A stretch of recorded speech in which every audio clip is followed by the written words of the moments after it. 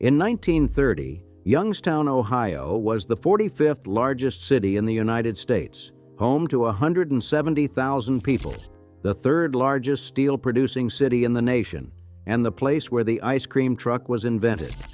Today, its population is under 60,000, and the median home price is $66,000, less than the cost of a new pickup truck.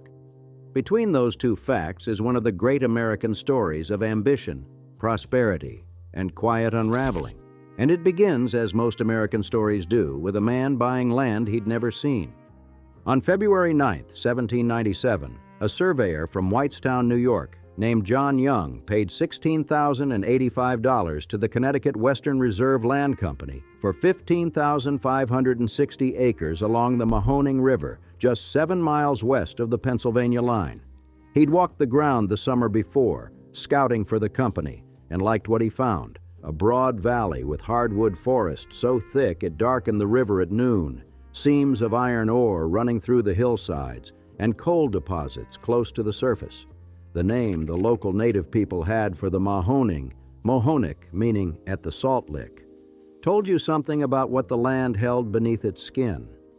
Young laid out a township on that river, built a sawmill and a grist mill, and by 1798, a handful of families from Connecticut and Pennsylvania had joined him. They called the settlement John Youngstown, and within a generation, nobody remembered the John part.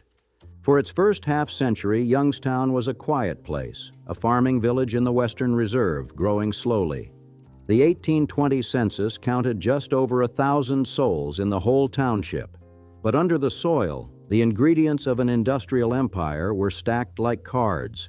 In 1802, two brothers named Daniel and James Heaton contracted for the rights to dig coal along Yellow Creek in nearby Poland Township and built the Hopewell Furnace, the first blast furnace in the state of Ohio. It produced about 2 tons of pig iron a day, using charcoal from those vast hardwood forests to heat the ore. That furnace was small, crude, and enormously consequential. It proved that iron could be made here cheaply, and it planted the seed of everything that followed.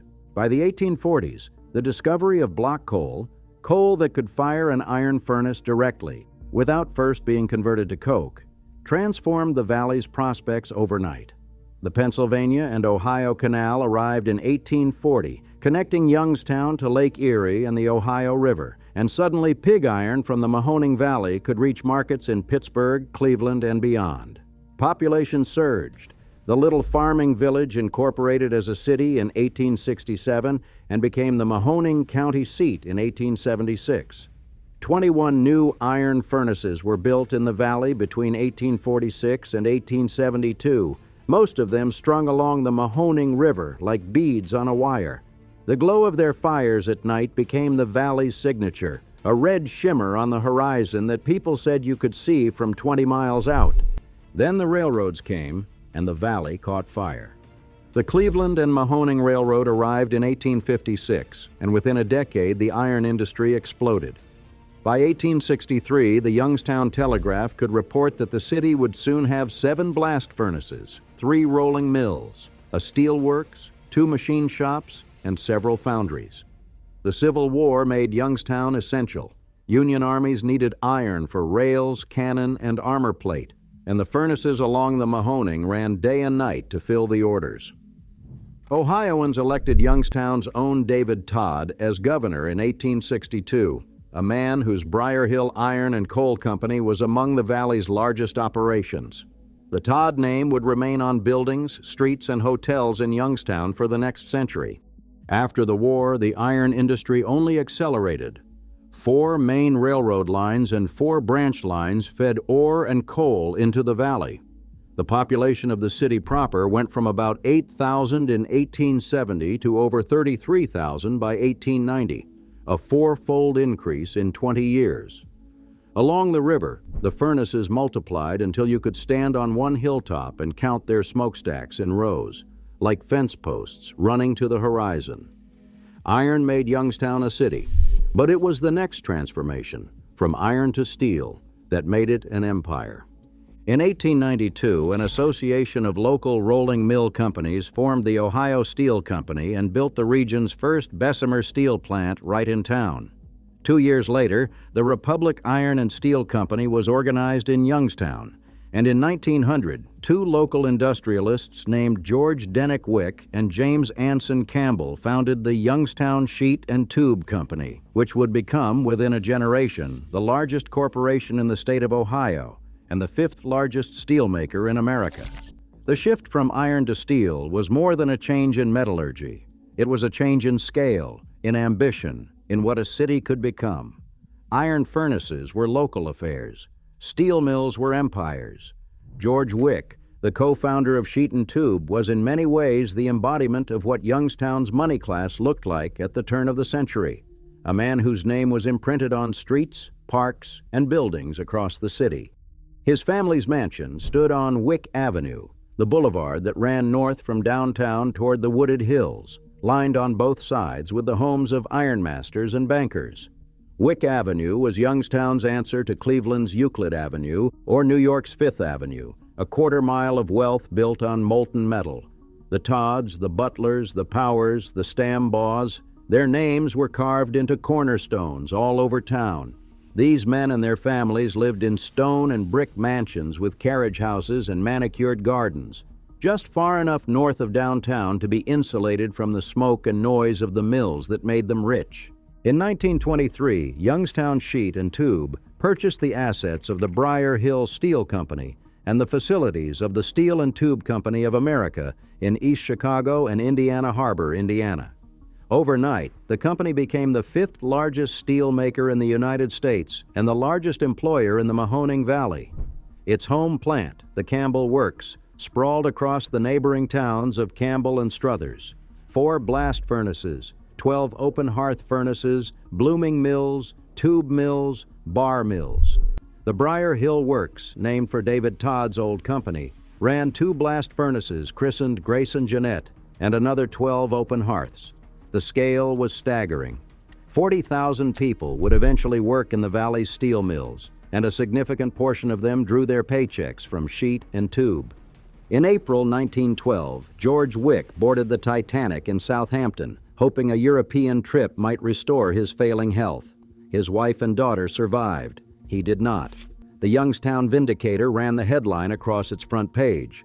Colonel George Wick, among the missing. The city held memorial services. His company, though, kept growing without him. And growing is an understatement. In the first 2 decades of the 20th century, Youngstown's population tripled. The 1900 census counted about 44,000 people. By 1910, it was nearly 80,000. By 1920, it was over 132,000. They came from everywhere: Italians, Poles, Czechs, Slovaks, Ukrainians, Hungarians, Armenians, Greeks, Lebanese, and in the Great Migration of 1919, thousands of black workers recruited from the American South to break a national steel strike. By 1920, an estimated 4 out of 5 residents were either immigrants or first-generation Americans. Each group settled into its own neighborhood, built its own church, cooked its own food, spoke its own language on the street, and then went to work in the same mills. The blast furnaces didn't much care where you were from so long as you could stand the heat. The wealth of ecclesiastical architecture that rose across Youngstown in those decades told the story of the city's diversity in stone. Slovak Catholics built their churches on one hill, Italian families on another, Ukrainian Orthodox congregations on a third. The Briar Hill neighborhood, just north of the mills, became a dense Italian enclave where the smell of tomato sauce competed with the sulfur from the furnaces. On the south side, Welsh and Irish families lived alongside newer arrivals from Eastern Europe. By 1871, the first African Methodist Episcopal congregation had been established, and by the 1880s, a black attorney named William R. Stewart became the second African American elected to the Ohio House of Representatives. Youngstown was rough, polyglot, and churning with ambition, a place where a man who spoke no English on Monday could be pouring steel by Wednesday. In 1916, tensions between the mill workers and their employers erupted into open violence. Workers at the Sheet and Tube plant in East Youngstown went on strike over working conditions, and the strike turned into a riot that burned most of the town's business district to the ground. The National Guard was called in to restore order. Afterward, the town renamed itself Campbell in honor of the company president, a gesture of reconciliation or perhaps submission that said everything about the relationship between a steel town and its steel company. Youngstown was, by then, the second largest steel-producing region in America, behind only Pittsburgh, 60 miles to the southeast. More rail cars passed under the Center Street Bridge each day than at any other point in the country. 4 different railroad companies served the city, connecting it to New York, Chicago, Cleveland, and the coalfields of Pennsylvania. The mills stretched 25 miles along the Mahoning River, from Lowellville in the south to Warren in the north, and they ran around the clock, 3 shifts a day, 7 days a week. At night, the sky over the valley glowed orange, a perpetual false dawn that steelworkers' children grew up thinking was normal. A Youngstown kid who visited a dark rural town for the first time might wonder what was wrong with the sky. The money that poured out of those mills built a city that, for a few decades, punched far above its weight. Consider what downtown Youngstown looked like in the 1920s. The Stambaugh Building, a 12-story neoclassical tower designed by the great Detroit architect Albert Kahn and financed by John and George Stambaugh, had gone up in 1907. Its gleaming white facade dominated Central Square, and Youngstown Sheet and Tube took over the top 4 floors in 1913 for its corporate headquarters. The Mahoning National Bank building rose next door 2 years later. The Home Savings and Loan Building opened in 1919, its clock tower becoming the company's logo for the next century. 2 grand hotels went up downtown, the Pick, Ohio in 1913 and the Todd Hotel in 1916. McKelvey's and Strauss Hirschberg's, 2 full-service department stores that sold everything from silk neckties to kitchen stoves, anchored West Federal Street, the main commercial artery. Specialty shops lined both sides of the block. The trolley system ran 59 miles of track inside the city limits, with interurban lines extending to Sharon, Newcastle, Warren, and the principal cities of eastern Ohio and western Pennsylvania. The fire department became the second in the nation to be completely motorized. The Chamber of Commerce boasted, with the unshakable confidence of men who had seen their city's population grow every decade for 100 years, that Youngstown offered unlimited opportunity to all. But it was not all smokestacks and commerce. In 1891, a local attorney named Volney Rogers persuaded the city to set aside 2,600 acres of hemlock gorges, sandstone outcroppings, and steep forested hillsides along Mill Creek as a public park, Ohio's first metropolitan park district. Rogers believed that natural beauty should be preserved and shared, not just for the wealthy families on Wick Avenue, but for the mill workers and their children. Mill Creek Park became the city's breathing room, a place where a family could picnic beside a waterfall on Sunday afternoon and almost forget that the furnaces were running half a mile away. Lanterman's Mill, a restored grist mill powered by the creek's flow, ground grain in the park the way mills had done since the valley's frontier days. On summer evenings, the park's winding drives filled with automobiles, and the picnic groves rang with a half-dozen languages. On Wick Avenue, near Central Square, the Palace Theater opened on March 16, 1926, a neoclassical showpiece designed by Thomas Lamb, with a mezzanine that doubled as a $100,000 art gallery. An underground tunnel connected the palace to the Todd Hotel across the square, so that a theater-goer in evening dress could walk to her room without stepping outside. The vaudeville acts that played the palace in those years included the Tommy and Jimmy Dorsey bands, the Glenn Miller Orchestra, and Paul Whiteman. The Strand Theater, attached to the Todd Hotel, had opened a decade earlier, charging a dime for orchestra seats and a quarter for box seats.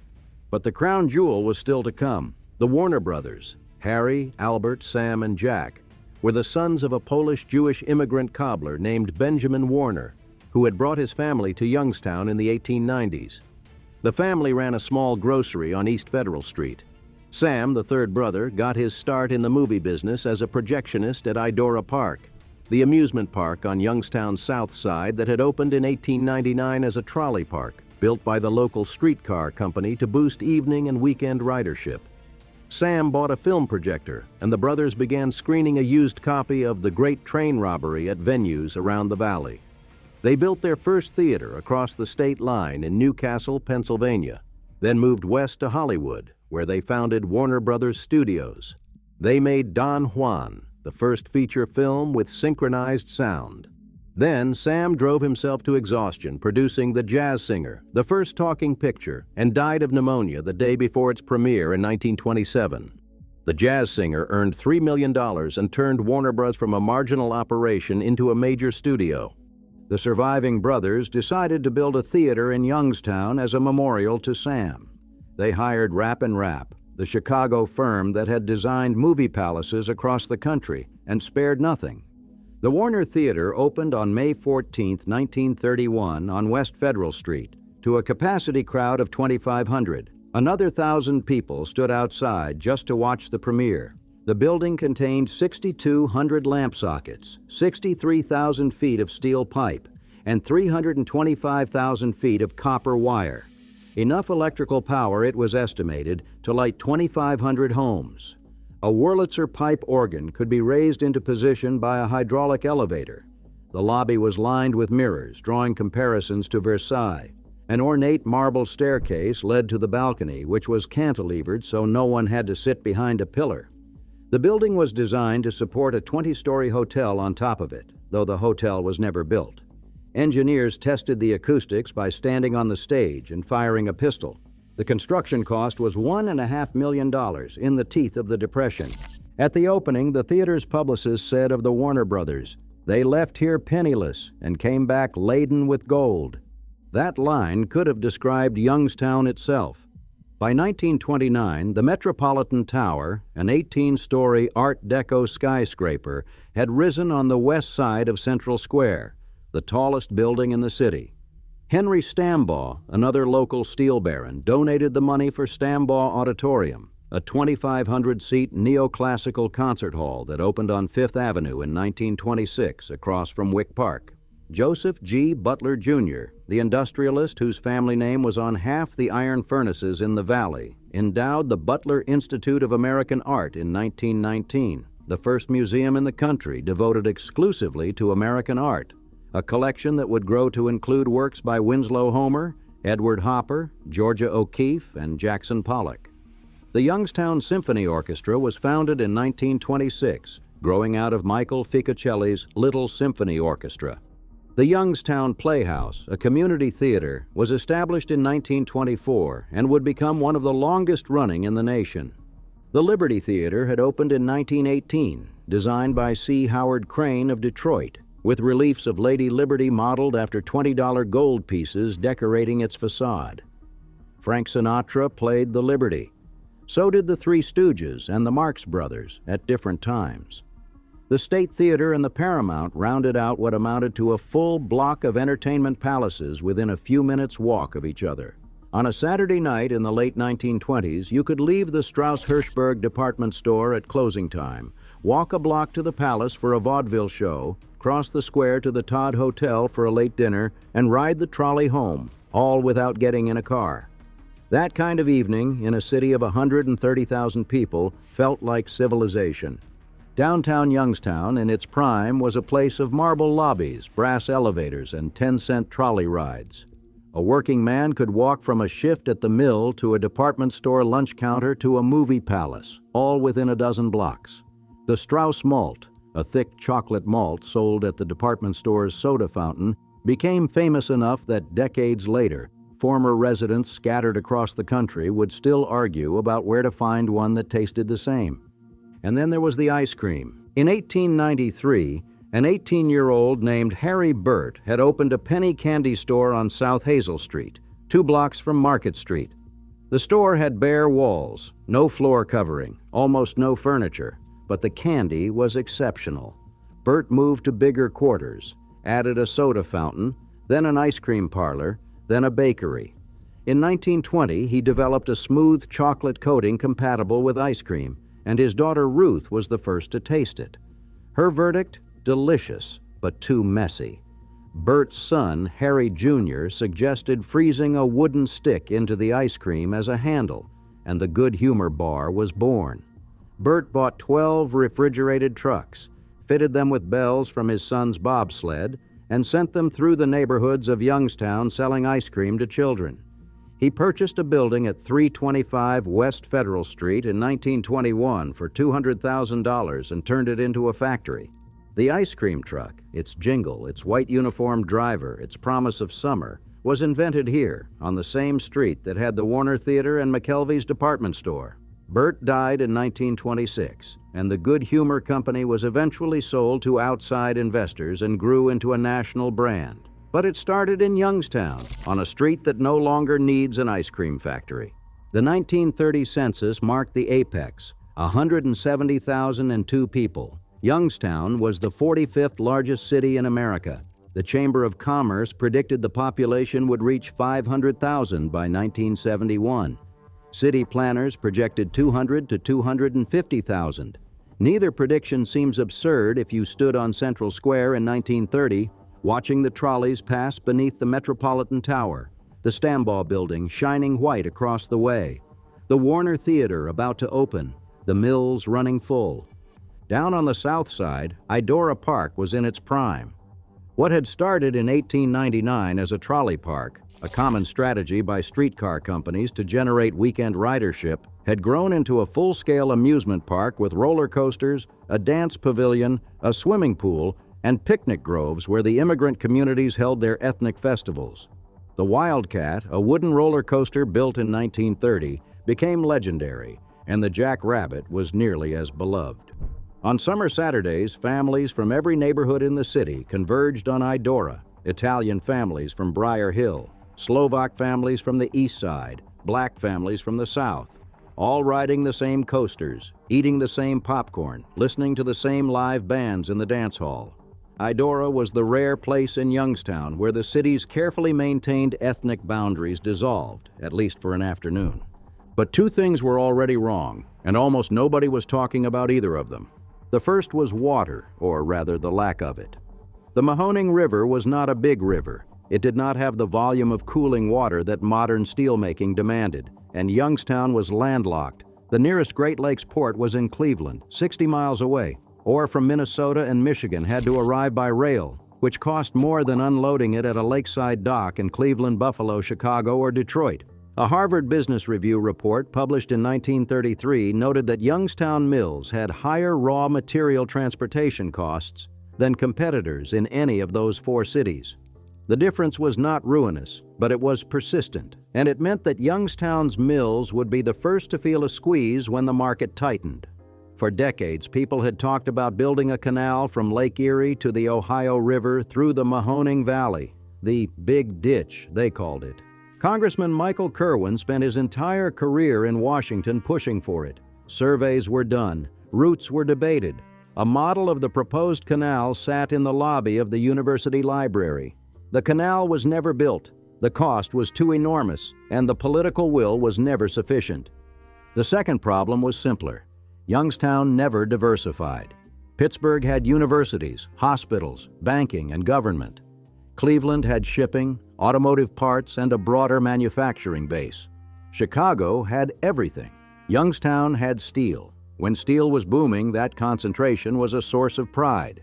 When steel slowed, it became a trap. The Great Depression hit Youngstown harder than most cities. The unemployment rate ran 3 times the national average. Many businesses displayed signs reading "No help wanted." The single industry economy that had made the city's fortune now made its suffering worse. But the mills survived, battered but intact, and when the late 1930s brought labor strife, the valley became a national stage. On June 21, 1937, the Little Steel Strike, an effort by the Steel Workers Organizing Committee to unionize the smaller steel companies, turned violent in Youngstown. 2 people were killed and 42 injured. The strike failed in the short term but transformed the American labor movement, turning industrial unions from local organizations into nationwide bargaining forces. The men who poured steel in Youngstown would eventually win the wages, the benefits, and the job security that made a steel mill job a ticket to the middle class. World War II brought the mills roaring back. Youngstown steel went into tanks, ships, and airplanes. The blast furnaces ran at capacity. Every night, the sky glowed orange over the Mahoning Valley, A steelworker later recalled that as a child, he could hear the clanging steel from his bedroom, and the noon whistle was how the neighborhood set its clocks. People set their lives by the shift changes, 7 to 3, 3 to 11, 11 to 7. The 3 o'clock whistle meant your father was coming home. For a while, the old confidence returned. In 1951, city planners looked at the steady post-war demand for American steel in Europe and Asia and annexed 12,000 acres on the east side, extending utilities for housing that was never built. The population in 1950 was about 168,000, down slightly from the peak, but nobody was alarmed. Not yet. What happened next came in stages, each one making the next more likely, each one easier to explain after the fact than it was to see at the time. At its peak, Youngstown had one of the highest homeownership rates in America. Steelworkers bought modest frame houses near their mills, planted gardens in the back, and paid them off in 15 or 20 years. The neighborhoods had a solidity to them, brick schools, corner taverns, parish churches that came from people who expected to stay.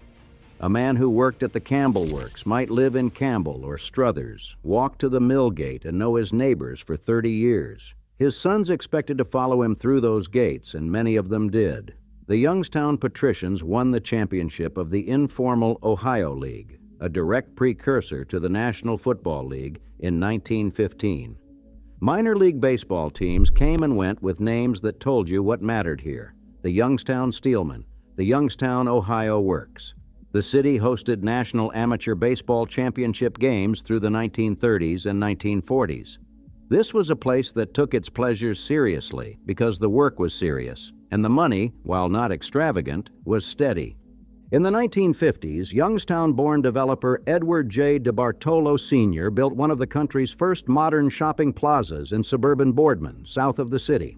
It had stores, a movie theater, and ample parking. A few years later, the East Gate section of the Ohio Turnpike opened, and the Youngstown exit was in Boardman, not downtown. Development followed the highway, and the highway was not downtown. DeBartolo built more plazas, then malls. In 1970, he opened the Southern Park Mall in Boardman, complete with a multiplex cinema. The downtown movie theaters, the Palace, the State, the Paramount, started losing audiences not to television, but to the suburbs. The Palace closed in 1964. The Paramount hung on until 2013, when it was demolished. The downtown department stores began to shrink. Youngstown Sheet and Tube, the company that had made its home atop the Stambaugh Building since 1913, moved its corporate headquarters to a 52-acre suburban campus near the Turnpike exit. The Stambaugh Building's top floors went dark. Meanwhile, the mob had found Youngstown. The city was too small to have its own mafia family, but large enough to attract the interest of Pittsburghs and Clevelands, and for decades it was an open territory where both competed. The rackets, gambling, numbers, loan sharking grew into a multi-million-dollar industry by the 1950s. Bombings became so frequent that the local radio station ran public service ads featuring the sound of an explosion and the slogan, "Stop the Bomb." In 1962, a car bomb killed a racketeer named Charlie Cadillac Cavallaro and his 11-year-old son. The following year, the Saturday Evening Post ran a feature under the headline, "Crimetown, USA," and the nickname stuck to Youngstown like slag to a furnace wall. The steel kept the city solvent through all of this. The mills were old and the equipment was aging, but the orders kept coming. The open hearth furnaces, dirty, inefficient, but familiar, continued to pour. And then, in 1969, the Youngstown Sheet and Tube Company merged with the Wicks Corporation, a shipping conglomerate based in New Orleans. It was the beginning of the end, though it didn't look that way at the time. Wicks took the cash flow from Sheet and Tube's mills and used it to pay down the conglomerate's debts. The money that should have gone to upgrading Youngstown's equipment, replacing those old open hearths with basic oxygen furnaces, investing in continuous casting, went south. The suppliers were told they'd be paid in 60 days instead of 30. The men on the shop floor could see what was happening. They were holding the mill together, as one union official later put it, with baling wire and tape.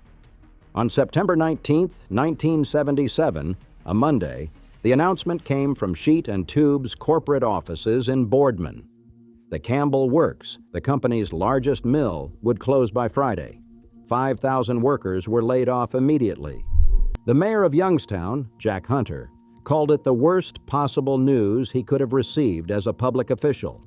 The afternoon edition of the Vindicator ran the headline in the largest type the paper had. They called it Black Monday. Within 2 years, the Briar Hill Works closed. U.S. Steel shuttered its Ohio Works and McDonald Works. Republic Steel filed for bankruptcy. In a 5-year span, 50,000 jobs vanished from the Mahoning Valley. Not just steel workers, but everyone who depended on steel workers. The barbers, the grocers, the car dealers, the dentists. 400 satellite businesses closed. Idora Park, the old trolley park where Sam Warner had once worked the projector, suffered a devastating fire in 1984 that destroyed the Wildcat roller coaster and the Lost River ride. It opened for one more season, then closed forever. The population numbers tell the rest. 140,000 in 1970, 115,000 in 1980, 95,000 in 1990, 82,000 in 2000, 60,000 in 2020. Each decade, another layer peeling away, another school closing for lack of enrollment, another block of houses going empty. The Strauss department store was absorbed by Kaufmann's, then consolidated into Macy's. West Federal Street, where Harry Burt had sold ice cream and the Warner Brothers had built their palace, was closed to traffic in the 1980s and turned into a pedestrian mall in a desperate attempt to lure shoppers back. It didn't work. The street was reopened to cars in 2005. In 1996, Bruce Springsteen played Stambaugh Auditorium on the first night of his Ghost of Tom Joad tour. He sang a song called Youngstown, addressed to My Sweet Jenny, the Jeanette blast furnace at the old Briar Hill Works, which had been dynamited in 1977. The lyrics told the story of 150 years of steelmaking in the valley, from the Heaton Brothers furnace to Black Monday. Springsteen played to a sold-out house. The audience knew every word he was singing about. They had lived it. The Stambaugh Building stood mostly empty through the 1990s and 2000s, its white neoclassical facade still presiding over Central Square, its marble wainscoting and mahogany doors intact behind locked entrances. Youngstown had not had a downtown hotel since the Voyager Motor Inn closed in 1974. The Pick, Ohio, once the pride of the business class, was being used for low-income housing. In 2014, a developer announced plans to convert the Stambaugh Building into a hotel, and in 2018, a DoubleTree by Hilton opened there, Youngstown's first new downtown hotel in 44 years. The lobby is on the second floor with large windows overlooking what remains of Central Square. The marble floors are original, so are the mahogany doors. The Metropolitan Tower still stands, 18 stories of Art Deco limestone on the west side of the square, kitty corner from where the Palace Theater used to be. The Palace was demolished decades ago. The Warner Theater survived, barely. In 1968, it was scheduled for demolition to make way for a parking lot. An auction of its fixtures was announced for a Saturday. The day before the auction, a local couple named Edward and Mary Powers donated $250,000 to save the building. The Youngstown Symphony Society took it over, renamed it Powers Auditorium, and reopened it in 1969 with a performance of Die Fledermaus. It remains the home of the Youngstown Symphony, which has played there since 1926. The Wurlitzer organ is gone. The mirrors in the lobby are gone. But the cantilevered balcony still floats over the orchestra seats, unsupported, the way Rappin' Rap designed it 95 years ago. On a weekday afternoon, you can stand on West Federal Street and look east toward Central Square. The Stambaugh Building is there, white and tall, with the DoubleTree sign near the entrance. The Metropolitan Tower is there. Powers Auditorium is there. The bones of a city that once called itself the third largest steel producer in America are still standing. But the department stores are gone. The trolley tracks are gone. The mills along the river are gone. The sky over the Mahoning Valley, which glowed orange every night for 70 years, turned blue sometime in the early 1980s, and it has stayed blue since. The Stambaugh Building catches the afternoon light the same way it did in 1907, when Albert Kahn's design was the talk of the town and the steel industry was just getting started. The white facade doesn't know that the offices above are mostly empty. Marble doesn't remember what happened. It just stands there, the way it was built to stand, waiting for someone to walk through the door.